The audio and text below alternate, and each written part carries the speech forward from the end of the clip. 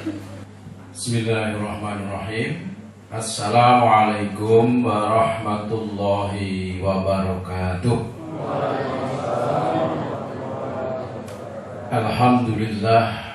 Alhamdulillahilladzi arsala rasulahu bil huda wa dinil haqq liyudhhirahu 'ala dini kullihi walau karihal musyrikun. Asyhadu an la ilaha illallah wahdahu la syarika lah. Asyhadu anna Muhammadan abduhu wa rasuluhu. Allahumma shalli ala Muhammad wa ala ali Muhammad. Qala Allah Ta'ala bil kitabihil karim. A'udzu billahi minasy syaithanir rajim. Laqad kana lakum fi Rasulillahi uswatun hasanatun liman kana yarjullaha wal yawmal akhir wa dzakarallaha katsiran. Pimpinan cabang Muhammadiyah Weru, Pak Ketua Mas Kasno, saya hormati beserta jajaran Urtum, barangkali ada yang hadir yang tingkat cabang, saya hormati para pimpinan ranting, kawan-kawan dari Korp Mubalighat Muhammadiyah cabang Weru yang saya hormati, Kiai Dasuki, penunggu apa sih? Santri. Ya Allah, tadi saya sempat takjub, tidak sengaja Mas Marti. Saya itu di Mas Yudi, akhirnya Mas itu lewat yang jalur sebelah. Sempat kaget Mas Yudi, saya kaget. Dan itu dari sini enggak. Saya ini komplek pondok ya, apa bisa diapi ya Allah ternyata. Sehingga saya minta izin untuk melihat-lihat. Masya Allah. Mugi-mugi estu dados amal soleh yang setuju. Dari Yesus pewakif. Amin. Santriwati Ponpes Tahfidzul Quran Atmo Wahyono Muhammadiyah cabang Weru yang saya hormati dan saya banggakan. Jadi saya sempat berbincang dengan dua santriwati, dan ini membuktikan Muhammadiyah itu untuk Indonesia Pak Om. Karena ternyata saya tanya dari mana asalnya. Tadi saya saking pundi saya bilang, saking Jakarta. Saya kan Pak kaget, loh kok bisa Jawa. Ya saya SMP-nya MTS-nya sudah di Polokarto, kemudian di sini. Ya, lalu yang satu dari Jambi, Masya Allah. Saya tanya kapan kalau pulang? Ya kalau liburan panjang. Artinya mereka santriwati kita ini insya Allah sudah bertekad bulat untuk kemudian mendalami dinul Islam, yang insya Allah akan membawa mereka, keluarga mereka dan bangsa ini untuk senantiasa mendapat barokah Allah dunia wal akhirah. Amin. Selanjutnya tentu rasa syukur harus kita tambah. Alhamdulillahirabbil alamin. Sekalipun masih dalam perpanjangan PPKM yang kita juga belum tahu nanti sampai kapan. Kalau perpanjangan sepak bola tentu sudah bisa dipastikan gitu ya. Tapi kan perpanjangan PPKM ya. Kenapa Muhammadiyah kok wedi? Bukan wedi. Muhammadiyah ini gerakan berkemajuan dan tidak sembrono di dalam berkegiatan. Malam hari ini alhamdulillah kita bisa bersilaturahmi. Salawat dan salam senantiasa tercurah limpah berasal hasanah kita Rasulullah Muhammad sallallahu alaihi wasallam. Tapi tentu kurang afdal monggo makili pengurusnya pun unjuk rumiyin nggih. Kula dherekaken. Kula ngelak kali.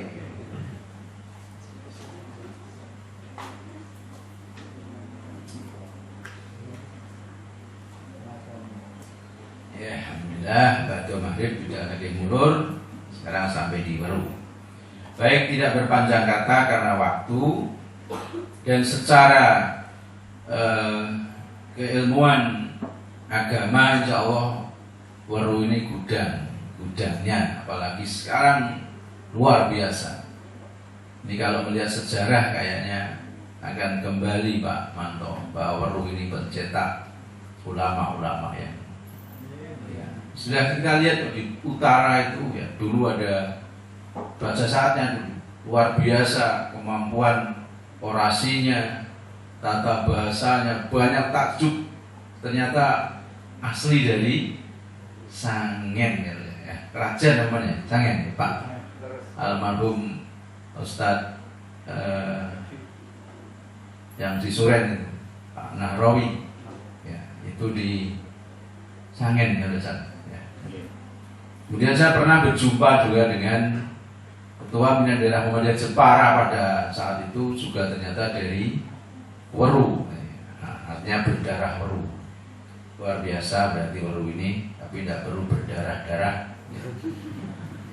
Baik, mari kita lihat, tadi sudah diawali Pak Sarusi Majid, seperti itu Muhammadiyah. Sekarang kita lihat, negeri ini tidak perlu ditutupi, bangsa ini sekira memang benar-benar butuh sentuhan dakwah Muhammadiyah. Islam berkemajuan ya, tidak berlebihan, karena menyangkir sana strategi dakwahnya seperti itu. Ini angkatan muda, meskipun sekarang angkatan tua juga banyak yang bahasanya melu-melu nom gitu, galak-galak gitu. Ternyata permasalahan hidup ini tidak cukup dengan digalai, Bapak. Muhammadiyah punya strategi seperti itu. Dakwah dalam Muhammadiyah itu tentu kita pahami, ud'u ila sabili rabbika bil hikmah wal mau'izatil hasanah wajadilhum bilatihi ahsan ila akhir. Ajalah semua manusia Bapak, ke jalan Tuhan. Dan strategi dakwah yang dituntunkan Allah bi al-hikmah. Urutan pertama kalau kita ingin berdakwah itu beri keteladanan. Memberi keteladanan. Berdakwah itu memberi keteladanan. Baru kemudian mau'izah hasanah, nasihat-nasihat, ceramah-ceramah, itu urutan kedua berdasarnya. Apalagi berdebat, itu lebih kesini lagi. Maka saya sering mengatakan dalam pandangan saya yang mengikuti pengajian-pengajian Muhammadiyah, saya simpulkan bahwa Islam itu agama amaliyah, bukan sebatas kepercayaan, tidak berhenti di ritual-ritual. Kalau angkatan Mas Dr. Sumanto atau lebih sepuh lagi Pak Sumanto, Husnul Hadi dan sebagainya, mungkin masih ingat bahwa di tahun 1984 pimpinan pusat Muhammadiyah itu pernah menerbitkan sebuah buku hasil penelitian, hasil kajian dari ilmuwan, dari ulama Muhammadiyah dan simpatisan yang berjudul Pergumulan Antara Nilai dan Dakwah. Saya sampaikan ke kawan-kawan yang selama COVID ini saya banyak diminta untuk berdiskusi dengan mereka. Mereka kemudian saya beri kabar, ini Muhammadiyah tahun 84 sudah memberikan warning. Munculnya Muhammad Kece misalnya dan kawan-kawannya yang seperti ini, bagi kami gak asing, gak usah kaget, dan gak perlu terlalu serius digagas gitu. Karena begitu ditanggapi kok ngendi-ngendi, cukup kita berkompetisi saja. Biar dia ngomong apa, lalu nanti orang yang akan membuktikan. Saya punya contoh, Maulid Mas Huda, kader kita yang dulu ketika Gunung Agung meletus, kita kirim ke Bali. Nyaris ditolak Muhammadiyah dan satu lagi, saya tidak boleh sebut. Yang satu benar-benar akhirnya tidak boleh masuk. Yang Muhammadiyah PWM Bali memberikan garansi kalau sampai berita yang sampai ke masyarakat itu benar, tidak perlu masyarakat yang mengusir Muhammadiyah dari situ, tapi kami pimpinan wilayah Muhammadiyah Bali akan mengambil mereka. Kenapa? Karena sudah disampaikan ke masyarakat bahwa Muhammadiyah adalah gerakan radikal di sana. Tetapi Allah kemudian memberi jalan. 5 hari diminta oleh PWM Bali untuk meyakinkan, nanti dinilai oleh masyarakat radikal atau tidak. Nanti dievaluasi, kalau radikal tidak usah, pasti akan ditarik. Apa yang terjadi? Kata Mas Huda itu belum 4 hari tokoh-tokoh itu berkumpul dan kemudian menemui MDMC bahwa dimohon untuk tidak 5 hari berada di sini, tapi sak kersanipun, semaunya, selama mungkin, tidak masalah. Lalu pada bertanya anak-anak muda, ada apa Pak kok demikian? Ya, ternyata Muhammadiyah tidak seperti yang dikabarkan kepada kami. Tim relawan Muhammadiyah paling komplit datang ke Bali dan tidak pilih-pilih, karena kata Mas Huda, di kampung yang dia tugas tidak satu pun ada muslimnya, tidak satu pun. Tapi perlakuannya, pangrengkuhipun sama. Semua dibuat gembira anak-anak itu karena membawa tim untuk memberikan penanganan psikososial kepada anak-anak.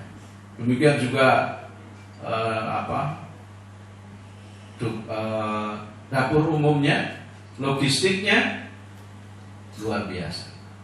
Maka yang satu tadi benar-benar tidak boleh masuk, tapi Muhammadiyah diganduli sehingga kami masuk itu kalau misalnya 1 sampai 3 minggu baru kembali dengan kawan-kawan nanti. Nah, di sini KMM Korp Mubalik Muhammadiyah harus memahamkan pada masyarakat, tidak perlu dengan kemarahan-kemarahan ketika kita dicaci maki. Taruh misalnya saya ketika memasuki gelanggang dakwah siasa, setelah itu selesai, tidak ada perlu dendam macam-macam. Kita tunjukkan bahwa kita ini turun ke gelanggang politik untuk kemaslahatan, bukan untuk kemudian saling caci, saling benci. Selesai. Kita paham, kita percaya tidak ada di dunia ini yang terjadi kecuali dengan izin Allah. Termasuk kemudian misalnya kekalahan saya. Ya sudah, itulah nikmat yang diberikan Allah. Maka kemudian saya juga bersikap biasa. Dulu berdakwah, ya sekarang berdakwah. Dulu kita kemanapun juga berdonor darah, tidak perlu pandang sampai sekarang pun.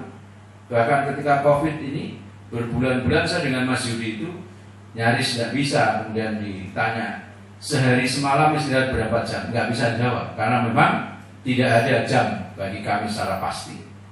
Ada waktu istirahat, kalau tidak, bayangkan kalau kemudian dari yang hadir ini berapa persen yang pernah ngimami di makam jam-jam 1, jam 2, bukan untuk tahajud, tapi untuk ngimami sholat jenazah. Bayangkan. Dan kemarin saya sempat sampaikan, maka kita tidak perlu kemudian meremehkan, merendahkan mereka nggak pernah ngaji. Ya, banyak yang hadir di makam itu yang jarang ngaji. Tapi kehadiran mereka pada saat pandemi ini ternyata punya fungsi yang luar biasa. Ternyata yang aktif-aktif ngaji juga nggak banyak yang mau duduk. Gitu. Maksud saya ini, apalagi para pejabat, jangan meremehkan, merendahkan orang kecil. Tanpa orang kecil, siapa yang mau menguburkan jenazah-jenazah ini? Baik, kita lihat dakwah Muhammadiyah ini penyampaiannya terbagi menjadi 2, secara individu dan secara masyarakat. harus paham, KMM harus paham. Saya tidak ingin sudah dengan Korps Mubalik Muhammadiyah namanya, tapi kemudian perangai, perilaku dan sebagainya tidak sesuai dengan Muhammadiyah. Nanti malah penyiaran akan rugi. Pahami dulu kalau cocok, karena organisasi itu ada kerjasama dari 2 orang atau lebih yang menyetujui tentang tujuan yang akan dicapai dengan cara-cara yang sudah disepakati. Kalau tidak setuju ya nggak akan jalan. Pahami dulu. Karena kalau Jenderal Sudirman itu mengatakan menjadi kader Muhammadiyah itu berat. Maka pikir dulu, ketika ragu pulang kembali. Pulang saja kembali. Coba kemudian misalnya Pak Kasno dan kawan-kawan ngurusi PCM Meru, asetnya kalau dinominalkan kira-kira berapa Pak Kasno? Miliaran ya. Gajinya berapa? Kalau Pak Wibowo jelas gaji gitu ya. Karena ketua PDM gaji gitu ya. Gajinya berapa? Saya tanda tangan pinjam pada juragan uang BMT Weruh ini, tanda tangan. Dan ketika ada suatu masalah kan ikut tanggung jawab. Tapi apakah saya mendapatkan bagian dari utang PKU pada BMT Surya Sekawan? Padahal 800-an juta. Karena untuk apa? Yang membantu masyarakat. Kalau kemudian mengandalkan rumah sakit pemerintah saja, nggak mungkin kuat pemerintah untuk mengatasi COVID kemarin. Nggak mungkin. Oh, sudah ada tambahan PKU saja masih ada yang nggak bisa masuk. Kenapa kemudian harus hutang ya? Karena kan sudah menerima pasien COVID. Kalau kemudian tidak punya ventilator atau ya, itu kan nggak tanggung jawab artinya. Oh, sesek banget kok dikai oksigen biasa gitu. Ya sama saja nyepet. Kan harus didorong dengan alat yang lebih kuat dari sekadar oksigen yang seperti meriam itu gitu kan.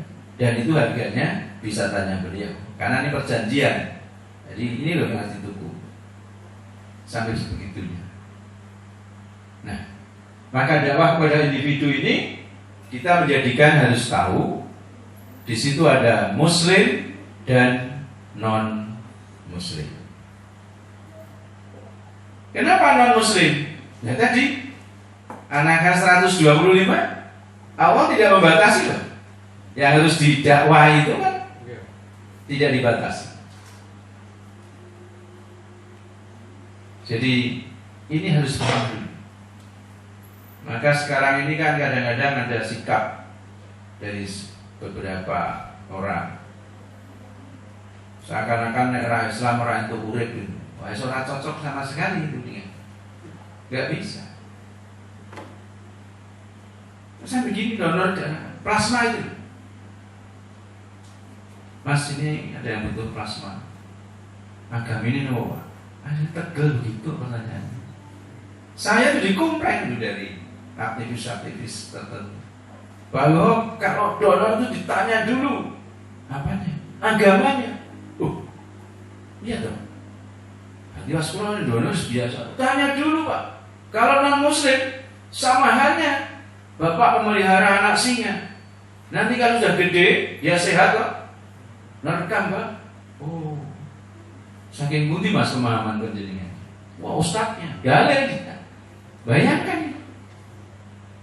Maka kira-kira 3 minggu yang lalu saya dimintai tolong kawan untuk menasihati putranya yang terlihat kurang begitu greget mengikuti pengajian. Tapi kegiatan-kegiatan kemanusiaan sergap Pak. Ketika berjumpa saya tanya dulu latar belakangnya seperti apa ini. Oh ya, pergaulannya biasanya di ini. Saya sudah punya bayang karena saya terbiasa ngomong anak muda. Pasti, saya bisa pastikan meskipun belum ketemu, pasti anak ini masuk dalam perangkap paham postmodern. Pasti anak ini masuk dalam perangkap sekular, memisahkan antara agama dengan logika. Nah, setelah dialog secara singkat saya sampaikan, ternyata itu. Kenapa Mbak orang gelem ngaji Dewi Bapak? Udah, ya saya malah melebihi ngaji. Loh, kok bisa? Iya. Karena kalau menurut saya yang penting itu humanisme. Jadi kemanusiaan yang penting. Oh, piye ceritanya? Nah, dia cerita, singkatnya cerita begini. Saya itu bisa membedakan mana agama, mana kemanusiaan. Oh, jadi pandangan sampean agama itu dibedakan. Oh iya, agama itu ya sudah sebatas ibadah saja, enggak usah dibawa ke dalam kehidupan, ke masyarakat, nanti jadi kacau. Karena mesti kemudian akan terjadi perselisihan terus. Dia akan membenarkan dirinya. Saya contohkan, teman-teman saya itu ya banyak yang ngaji banyak. Nah, saya pernah berseteru dengan salah satu kira-kira setahun yang lalu. Kemudian kemarin kami bertemu. Dia kondisinya harus ditolong mesake. Lalu saya tolong. Loh, saya diseneni dengan teman-teman yang ngopo itu dadak tulung biyen dolimi kowe. Nah terus orang sang tahu dolimi rasa aja. Loh, padahal dia sering-sering ngaji loh yang melarang saya. Tapi dari pengertian yang saya dapatkan dalam kajian kemanusiaan, menolong itu tidak perlu melihat masalah. Nah ini hebatnya anak-anak muda kita. Ini tidak gampang kalau kemudian kita tidak memahami. Kalau kita memahami strategi dakwah dia ini, insya Allah hal seperti itu lewat.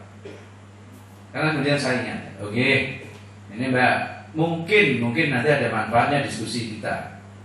Mungkin panjenengan masih pakai ukuran orang-orang Islam yang kamu anggap selingkuh ngaji tadi dan masih selingkuh kamu. Mungkinkah kamu sudah membuka dari sejarah-sejarah atau yang lebih luas? Ya belum. Karena bisa dilihat. Sekarang saya bisa dilihat, tidak usah yang lalu-lalu. Gitu. Oh ya. Singkatnya kemudian saya berikan ayat yang kemudian tolong ini para hafidhah Quran, saya dibantu. Saya agak lupa suratnya. Bunyi ayatnya begini. Ketika seorang muslim itu sudah memberi, maka Allah perintahkan la jaza wala syukuran. Ini aturan main di dalam memberi. La jaza, tidak berharap apa? Kembali bantuan, balasan, tidak berharap. Wala syukuran, bahkan ucapan terima kasih itu tidak dipersyaratkan bagi muslim ketika menolong orang lain.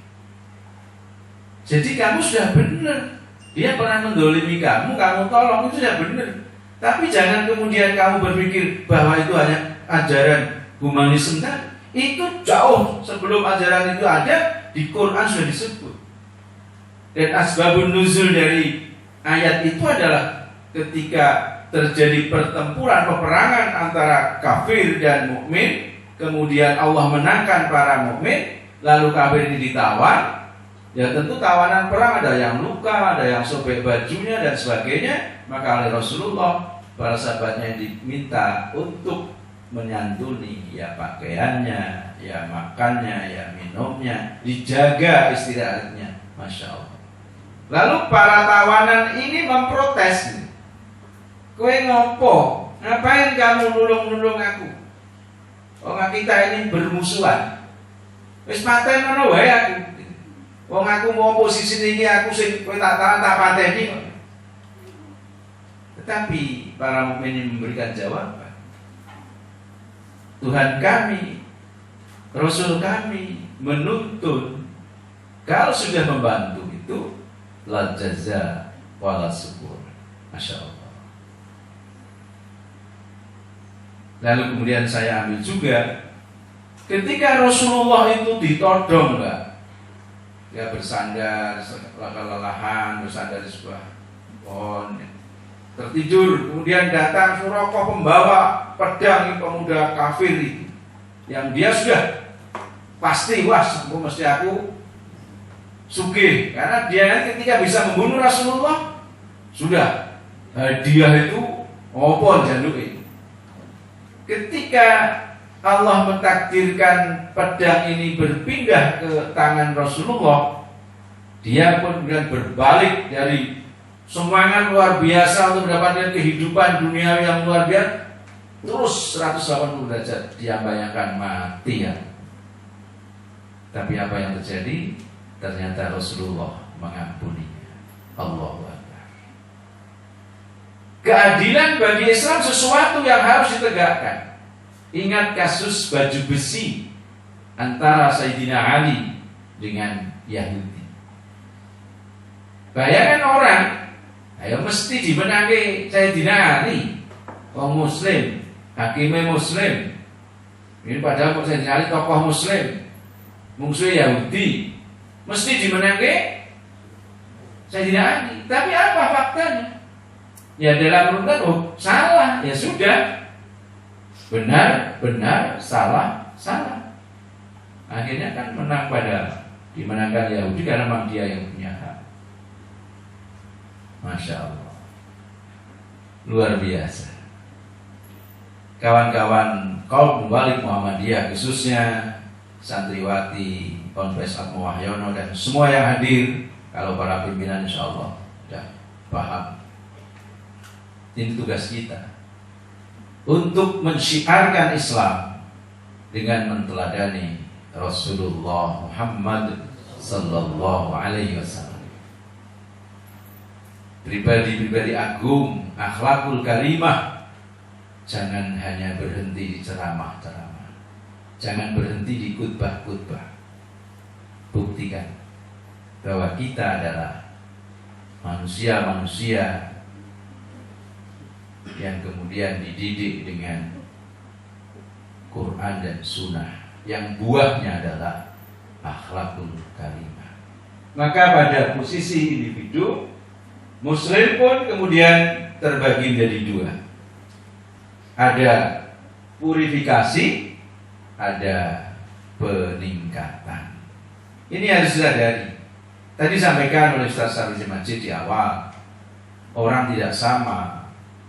Sama KTP-nya sama-sama Islam, tapi pengamalannya dalam kehidupan tidak sama. Kenapa? Ketinggian ilmunya berbeda, pengalamannya tidak sama, ustadz-ustadzahnya mungkin juga tidak sama. Faktor-faktor yang lain banyak sehingga membuat ini dalam Muhammadiyah ada pengklasifikasian, purifikasi dan peningkatan. Kalau sudah pada tataran yang misalnya para hafizah Quran kita itu atau para hafid Quran kita, ya pasti dong purifikasi.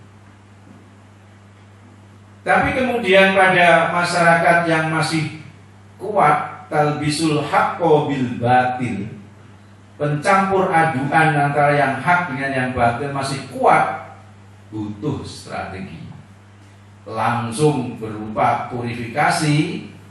Maka bisa jadi pernah dialami sang pendiri persyarikatan ini ketika kemudian langgar-langgar dhewe, kemudian diubra-abrik, diurak-arik.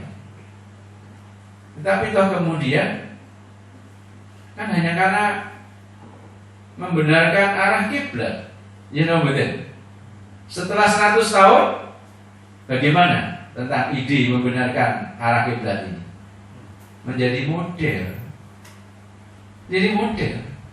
Secara terbuka, bahkan pemerintah melalui Departemen Agama memberikan bimbingan. Ini matahari tepat di atas Ka'bah, monggo saatnya dan seterusnya. asal. Itulah kebenaran. Inna a'toina kal-kautsar fasholli li rabbika wanhar inna syani'aka huwal abtar. Kebenaran dijamin oleh Allah, pasti menang. Yang musuh kalian hancur pasti. Tapi kesabaran kita yang kadang tidak sampai untuk menyaksikan kemenangan kebenaran. Monggo nanti jadi di tataran ini, tapi juga jangan digampangkan. Ketika kemudian sudah pada tataran bisa purifikasi, ya purifikasi. Jangan sampai kemudian mestinya sudah di situ malah turun, nah medun ora gelem malah ngrem gitu ya. Karena kalau di peningkatan ini godane masih gede terkait dengan kadunyan Bapak Ibu, Mbak Mas, gitu ya.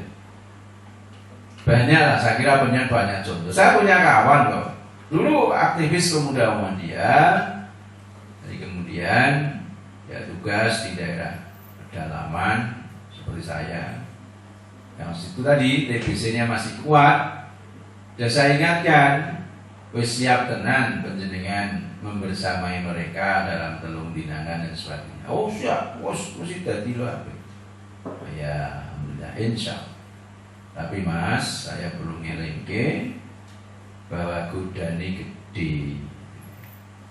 Apa yang terjadi? Masya Allah, mudah-mudahan terampuni oleh Allah. Sampai menikah akhirnya malah keluar dari Muhammadiyah, berganti baju. Nah, kok ganti?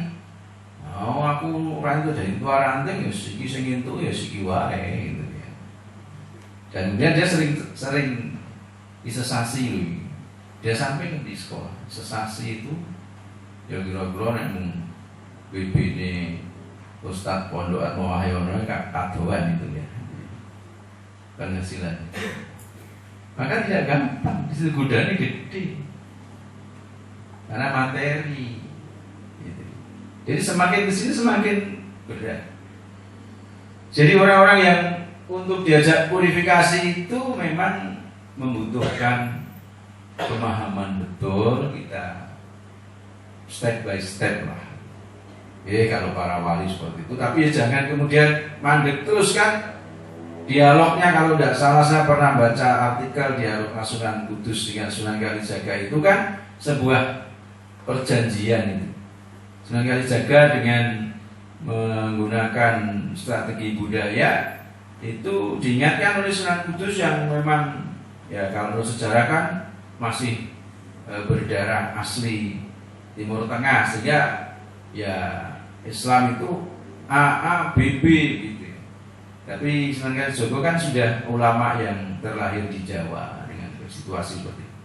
Tapi toh mengatakan bahwa besok Romo Sunan, anak cucu kita yang akan, kalau sudah sampai, mereka yang akan meninggalkan apa yang masih saya lakukan. Nah ini sekarang pengagum, orang harus dikagumi, orang dan diwujudke harapan Sunan Kalijaga itu orang dan diwujudke, sehingga kemudian masuk ya hanya di tataran itu. Sama dengan kirab kebu itu di Solo itu. Kalau peninjau materinya itu menyampaikan dari tinjauan hitam putih, ya pasti akan terjadi kontradiksi. Tapi kalau mau belajar dan kemudian membuktikan dalam belajarnya itu, apa itu sebenarnya? Kenapa yang dikira paling depan itu kebu? Dan jauh yang baru ini ya mungkin sudah pernah mendengar, meskipun kemudian kok ngono digagas ya, boleh juga begitu. Tapi kalau mau belajar strategi dalam Muhammadiyah, itu perlu untuk kita paham. Kita harus paham, belajar tentang filosofinya. Kenapa kebu yang ditempatkan di depan? Saya masih ngugemi pelajaran yang saya terima dari para kiai. Karena kebu itu simbol dari wong cilik. Karena kenyataannya yo nek kebu nggone jitek iki yo nggon piyayi yang ngingu kebu. Kemudian juga dipakai untuk nglupunya sawah. Simbol wong cilik.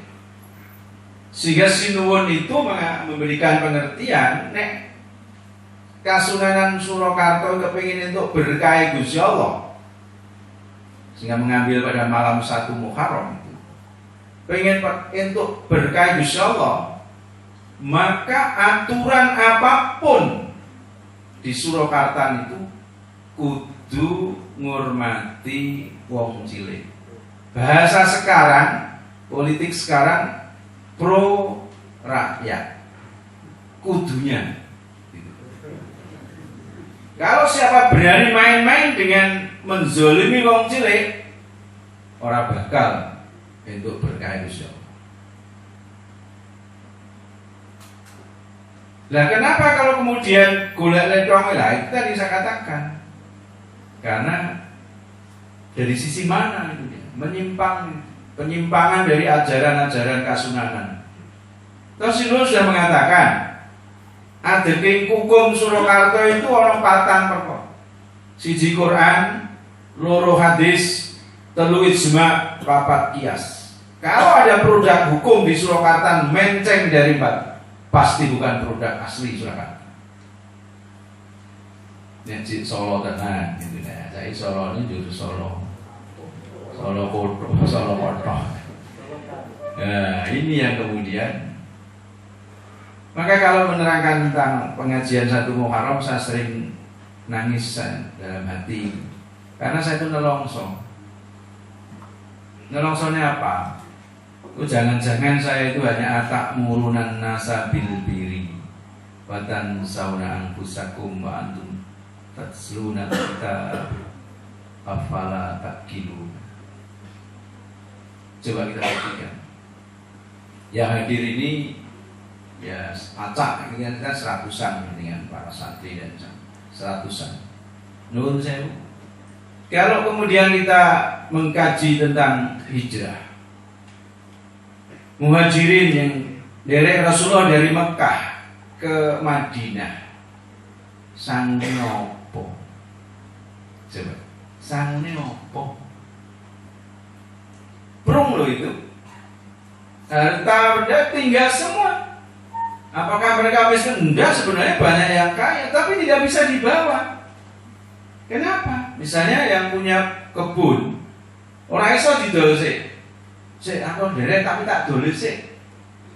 Saya tawake Pak Rawiji, yang tugas kebun kula.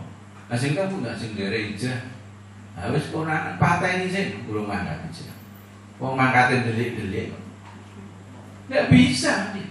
Padahal entah itu orang hijrah atau orang mukim, nek pengen urip paling tidak 4 hal ini harus dicukupi dari kebutuhan primer. Nomor 1, pasti orang hidup butuh makan. Pasti toh nggih? Kalih betah sandang. 3 betah papan. Sekawan betah pekerjaan. Itu harus. Nah, para mukmin yang dari Rasulullah ini enggak bawa itu semua. Apa itu kalau bahasa Jawa ini? Wis pokoke lunga prung itu serang gowo apa itu? Lunga ngadeg wis lunga ngadeg. Ya sudah. Tapi kemudian bisakah hidup layak di Madinah? Jawabnya bisa.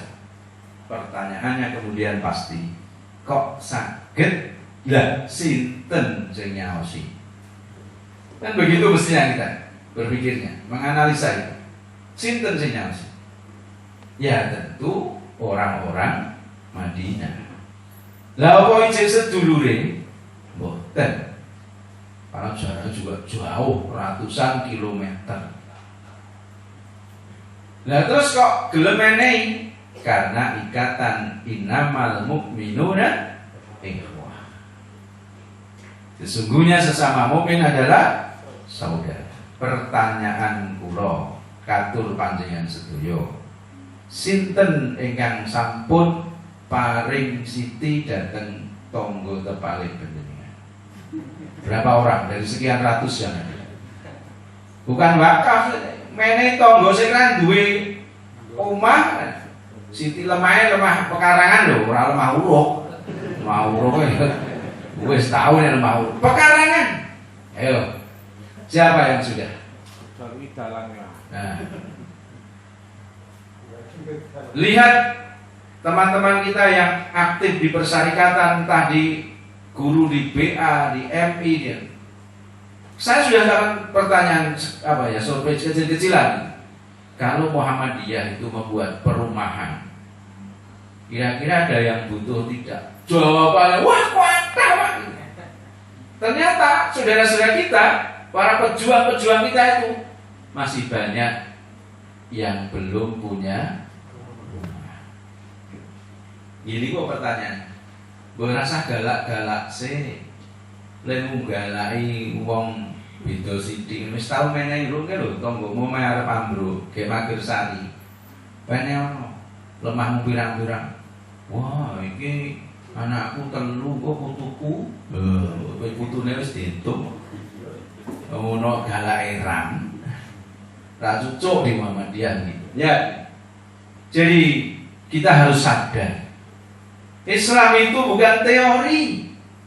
Tiwas kecele boy burek kula pian mangki.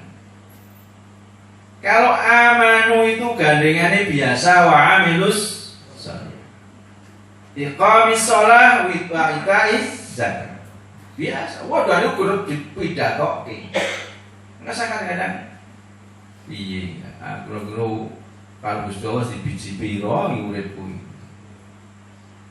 Ini kawan-kawan muda. Saya pengen banget menyampaikan. Maka ketika ditawari Pak Sarwiji, oh nggih siap. Meskipun malam ini sebenarnya saya punya memulai itu setelah pandemi ini, situasi seperti ini, sebagai seorang guru meskipun pensiunan saya masih punya rasa mesake pada, sehingga saya mencoba koordinasi, termasuk saya sudah matur PDN, jangan salah tafsir, saya akan mendirikan namanya Majelis Gemar Membaca.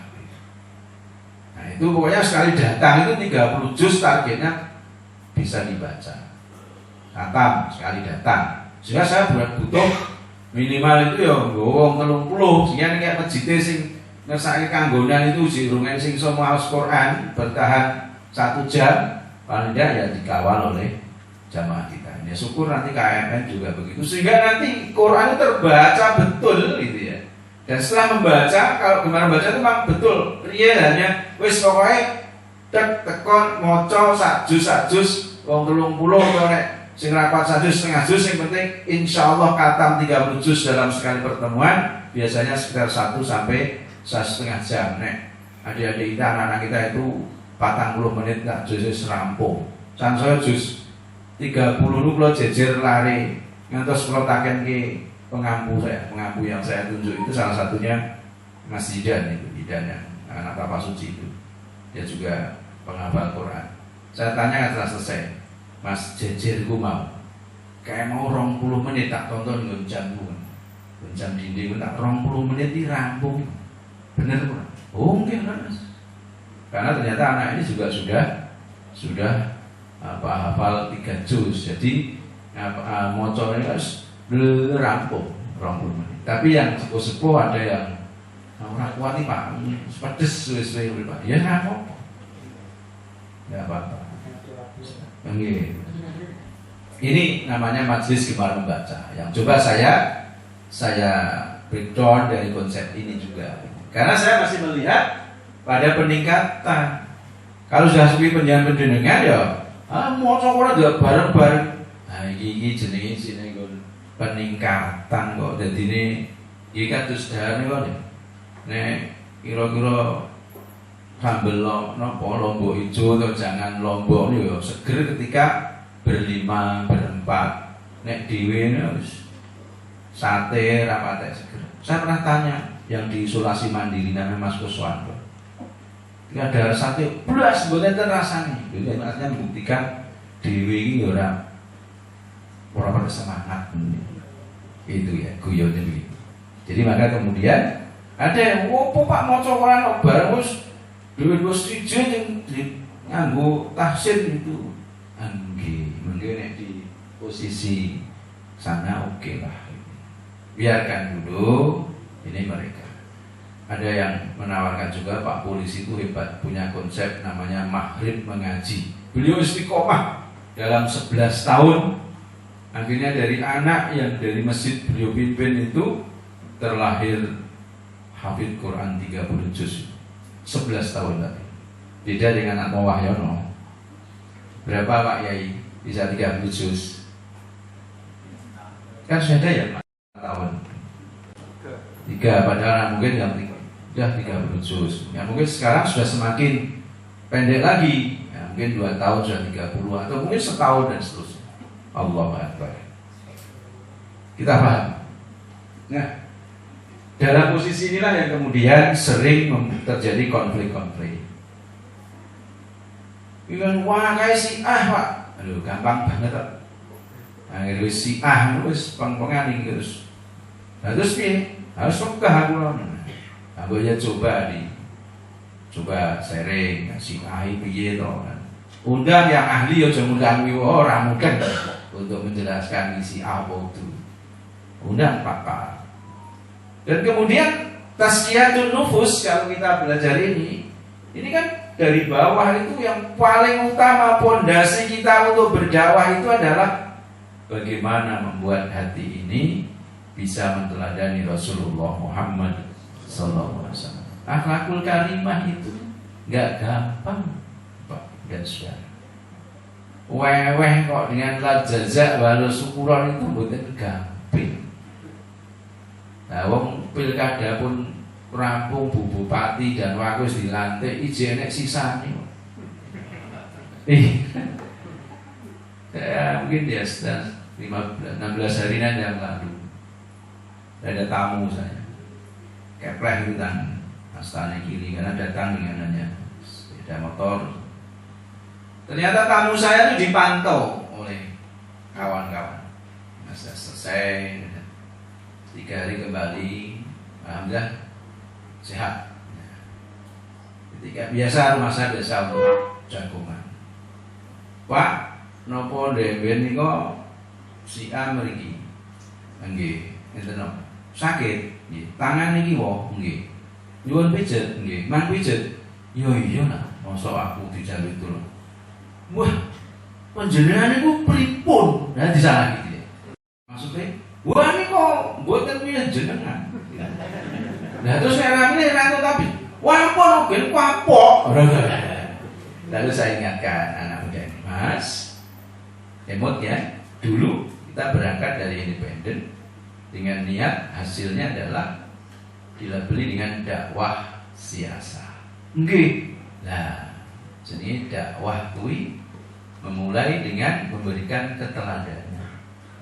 Benar Mas, aku awak dhewe kalah dalam hal ini itu. Tetapi kemudian nilai dakwah itu nggak boleh hilang.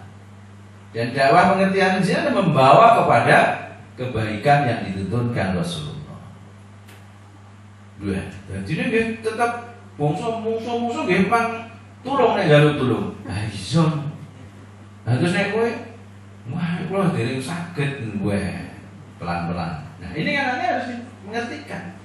Jangan kemudian kita patahkan semangatnya, nanti bisa patah arang. Nah, alhamdulillah malam Jumat itu pas gemar membaca di masjid saya, dia datang. Saja buka, loh, cetokan ayat ini. Oh, nggih. Ayo. Aja terus wingi terus arep vaksin daftar ra entuk gitu. Ini yang masih banyak terjadi di masyarakat kita, bahwa kemudian kita kehilangan karakter yang dituntunkan oleh Rasulullah Muhammad Sallallahu Alaihi Wasallam. Hati-hati. Apalagi kemudian ke non Muslim seperti tadi, yang Muslim anak-anak kita yang masuk ke postmodern tadi, ke sekular tadi. Setelah saya nukilkan itu, nangis dia. Umi kok bisa begitu? Enggak kemarin-kemarin ya kita ketemu. Loh, saya datang saja ikut. Sampai mahasiswa, iya datang ke IMM. Meskipun saya juga ada anak wedi juga, IMM tidak terkontrol itu ya bisa saja nanti malah dia mendapatkan. Ya sudah, datang aja ke Balai Sari saya. Nanti Nanti kita sharing, di sana sering ada diskusi. Dan ikut saja kegiatan-kegiatan. Lihat itu vaksin Muhammadiyah di Indonesia Timur itu bukan hanya sesama Muslim beda organisasi, non Muslim pun banyak ikut. Akhirnya kita bawa ke Malaysia. Jadi anak-anak muda kita ini sedang banyak yang gandrung dengan humanisme, kemanusiaan. Karena memang sudah sumpah lagi sing rada tua-tua iki ora patek manusiawi itu. Nah, anak muda iya, saya temu banyak dan itu sering ke rumah. Ya orang kenal loro hati, saya ketua PDM diundangnya cilik-cilik, orang apa-apa, karena memang dia belum paham gitu ya. Ketika nyanyi Muhammadiyah itu ada yang Muhammadiyah tidak tegas, lu ada apa? Oh itu Muhammad kece seperti itu tanggapannya ketua umum. Pak kalem pelan, des gitu. Oh ya beda stylenya Pak Haidar itu memang begitu. Tapi pastilah yang lihat siapa yang awal menginisiasi untuk menyampaikan pada Majelis Ulama Indonesia Pusat, Muhammadiyah. Tapi Muhammadiyah memang gennya tidak kemudian anarkis di jalan, bisa dirembuk. Siapa yang menyelesaikan ketika awal-awal kemerdekaan Indonesia ini hampir pecah, nyaris pecah? Bung Karno sudah judet, itu sudah mumet. Ternyata ulama juga yang menyelesaikan. Dan beliau adalah kebetulan tamu pimpinan pusat Muhammadiyah, namanya Ki Bagus Hadi Kusumo. Catatan tertulisnya masih dimiliki oleh cucunya yang sekarang anggota DPD RI, namanya Pak Afnan Hadi Kusumo, kebetulan Ketua Umum Pimpinan Pusat Tapak Suci. Sehingga saya banyak diskusi tentang Pancasila dengan beliau.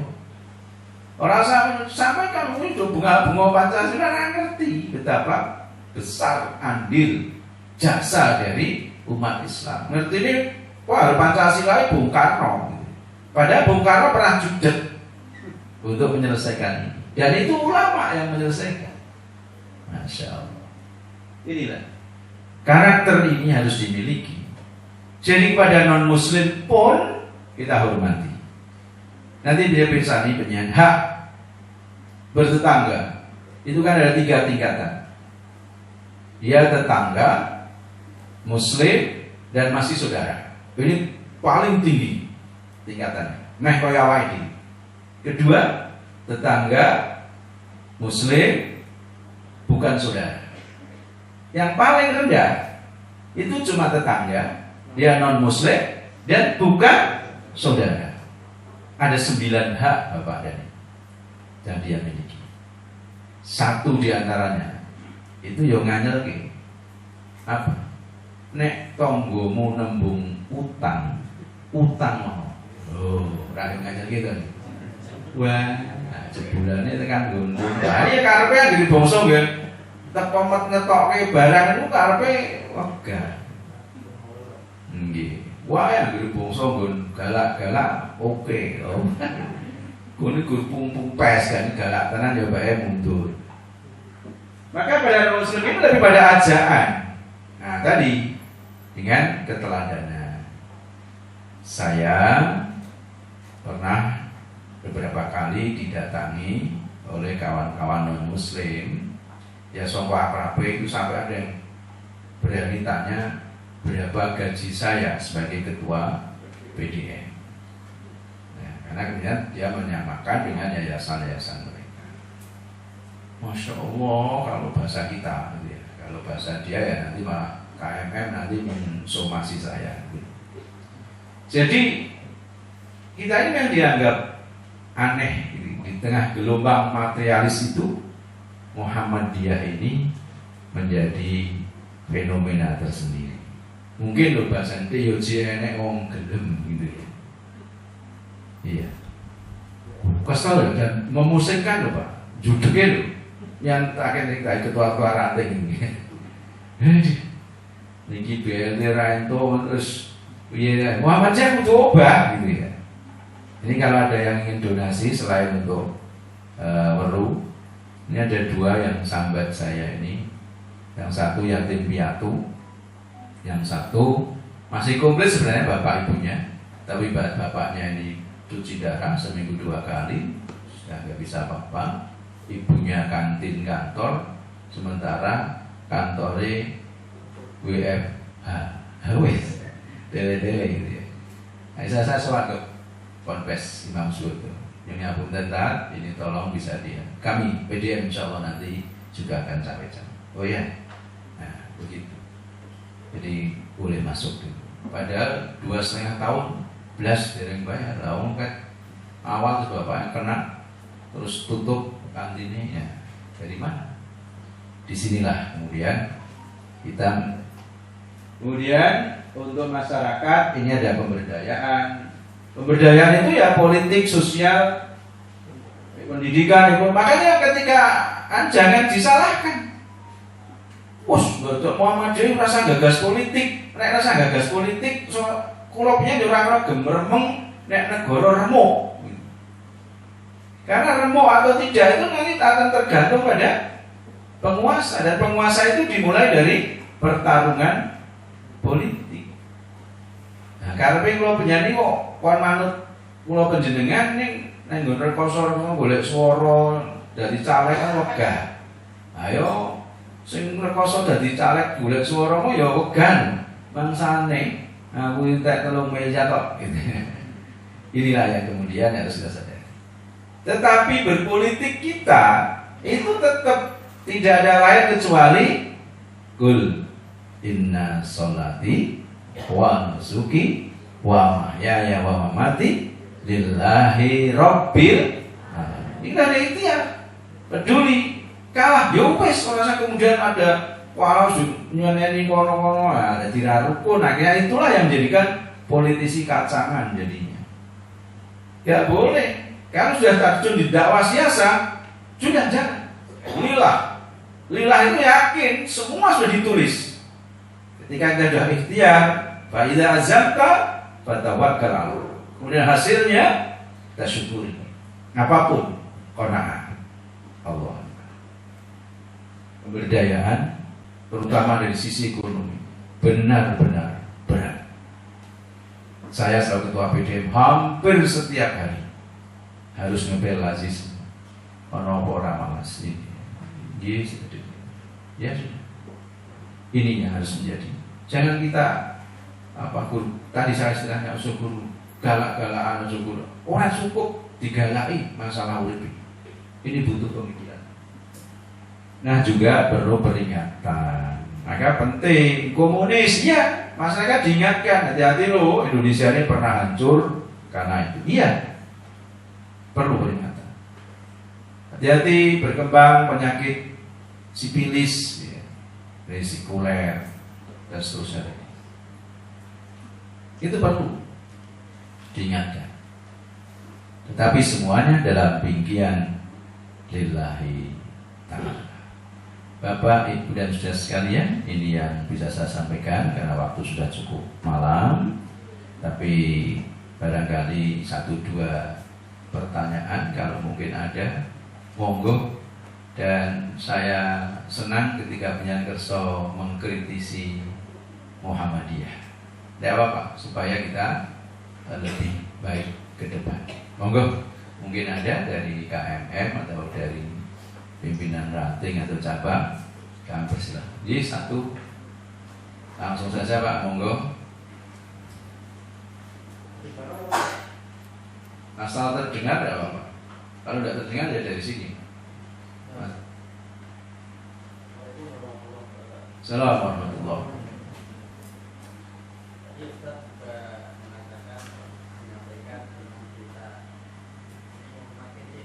Ya.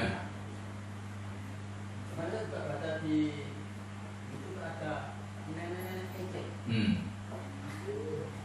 Ya mengatakan jasa mana antara Nabi Muhammad dengan Yesus Ibrahim. Ini apa tidak termasuk juga penghinaan Pak? Iya. Dan ini sikap teman-teman dia. Karena ini ada ayat gini.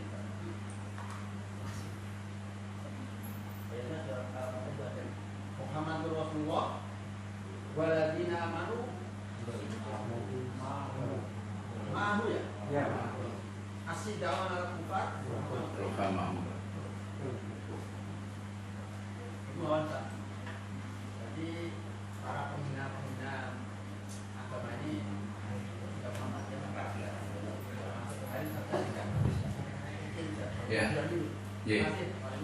Selamat Ustaz Yahmin ya. Baik. Maka ini tadi menyelesaikan masalah itu tidak bisa parsial, ya, nggak bisa hanya sepotong-sepotong. Ya. Ini harus diselesaikan secara simultan, ya, secara holistik juga, ya. Menyeluruh lah. Saya katakan tadi dari zaman Rasulullah sampai kiamat nanti pasti ada para penghina agama Islam. Kenapa? Nah, tadi ayat yang saya pakai pembukaan, Allah pun sudah memahamkan kepada kita. Rasulullah itu uswatun hasanah. Tetapi ada catatan, liman kana yarjullaha wal yaumal akhirah wa dzakarallaha katsira. Itu bagi orang yang ingin bertemu dengan Tuhannya, dengan Allah besok. Orang yang percaya dengan adanya hari kiamat, dan orang yang memperbanyak zikir kepada Allah. Di luar tiga itu pasti mereka tidak mau menjadikan Rasulullah sebagai uswah hasanah. Nah, itu pegang dulu, pasti ada. Dan yang kedua, nah, kenapa sekarang ini seakan-akan menjadi berani, ya, nanti vulgar banget gitu ya. Tidak bisa dipisahkan dengan kekalahan politik umat. Karena kita kalah secara politis. Saya pernah didatangi, nggak perlu saya sebut orangnya, tapi jelas bisi-bisi.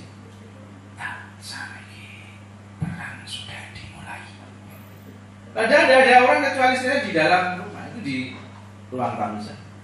Itu seorang apa? Perang sudah dimulai. Saya hanya berani bilang Ustaz yang orang Muhammadiyah. Hanya begitu. Saya ke sebelah kemarin tertidur. Setelah saya diajak ke sana malah dijawab, "Nek aku salah." Nah, ini tidak usah saya sebut. Nek aku salah, kowe kena Gus, penyan kenging Gus, nyalah ke saya sama matur nuwun. Tapi kalau urusan pemerintah Gus, itu urusanku. Begitu. Jawaban dari ini. Yang sudah bisa. Jadi diberi nasihat oleh, tapi sekarang yang tadi beliau ini menjadi pernah tertipu, ternyata si Gusnya ini sekarang tergintil-gintil. Karena dicukupi semuanya. Pondoknya jadi megah luar biasa. Itu. Ya saya itu sampun jamu lipat seberapa taman. Maka Muhammadiyah, bagaimana sikap? Sikap pertama saya yuridis formal sudah melakukan gugatan melalui MUI supaya tidak terjadi hiruk pikuk. Yang kedua, kita telah. Kenapa? Seperti anak muda yang Muslim sendiri tadi, itu berani untuk begitu karena dia jengah, dia judek.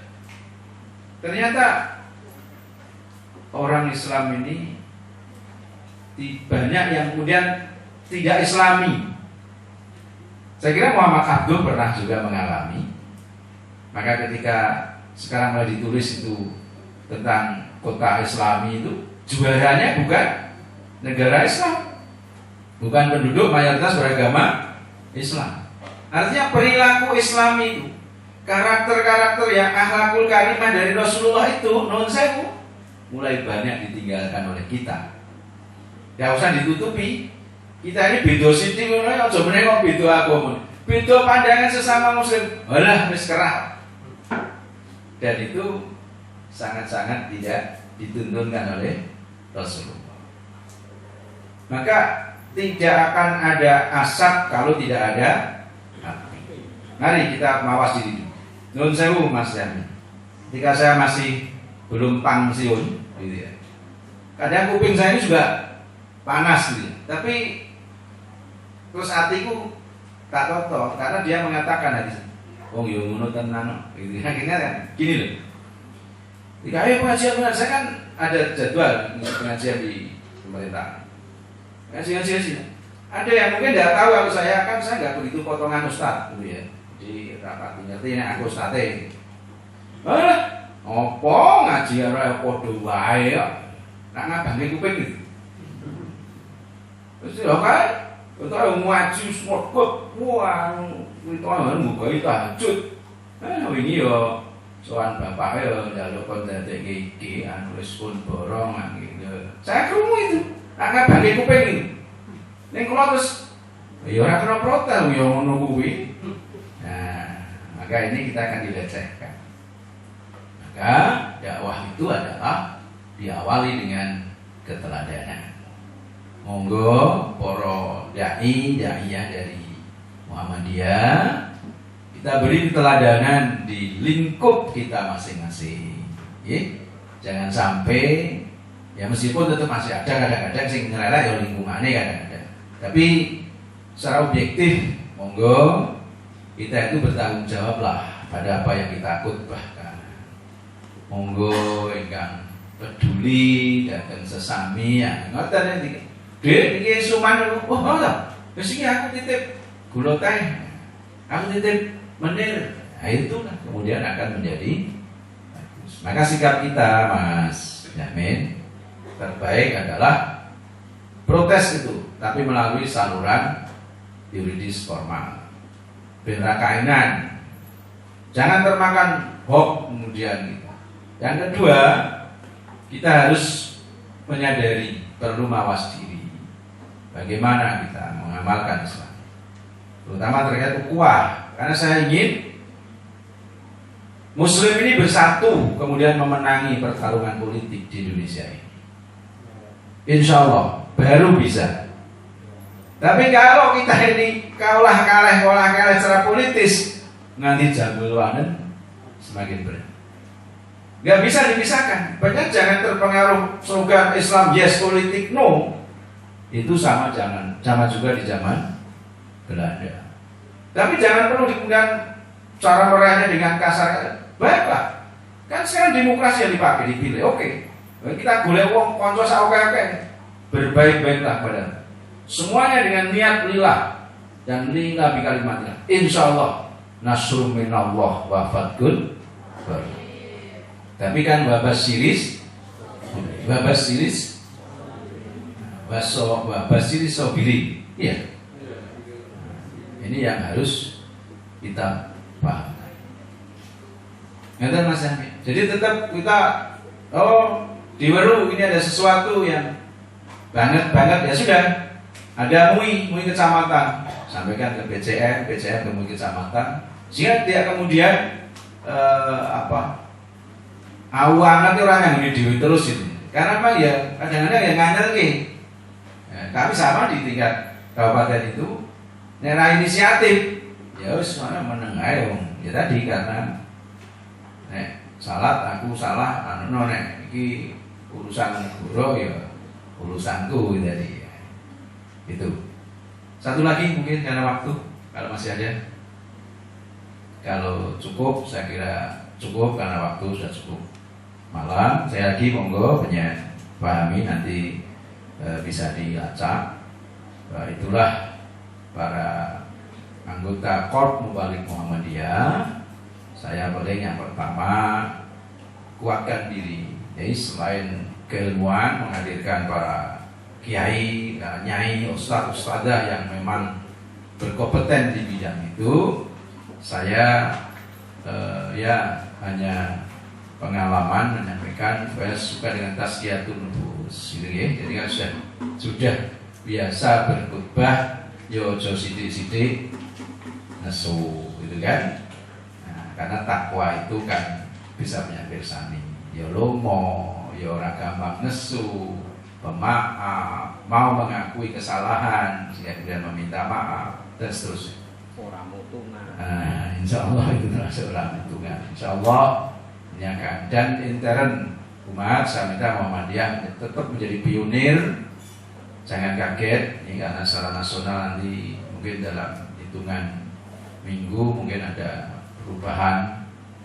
Tidak perlu kemudian baik, itu sudah dihitung matang-matang. Jadi ada strategi-strategi yang memang ya dakwah siasah itu membutuhkan jembaring dodo terus nopo dawane khusus gitu ya. Kita sempat kaget tapi kemudian setelah ada penjelasan ya mudah-mudahan pertemuan ini bermanfaat dan tentu ada khilaf dan salah kula nyuwun pangapunten. Kersa nggih paring pangapunten. Alhamdulillah mendapat datang Allah monggo istighfar. Astagfirullahaladzim. Yakinlah Muhammadiyah itu bisa membawa kita bahagia dunia akhirat, tapi bukan satu-satunya yang bisa membawa bahagia dunia dan akhirat. Artinya kita ke dalam, kita semangat, tapi tidak perlu merendahkan jamiah yang lain. Tidak ada kemudian kesombongan pada kita. Nasrul minallah wa fathun qarib. Assalamualaikum warahmatullahi wabarakatuh. Kita kalau menggunakan langsung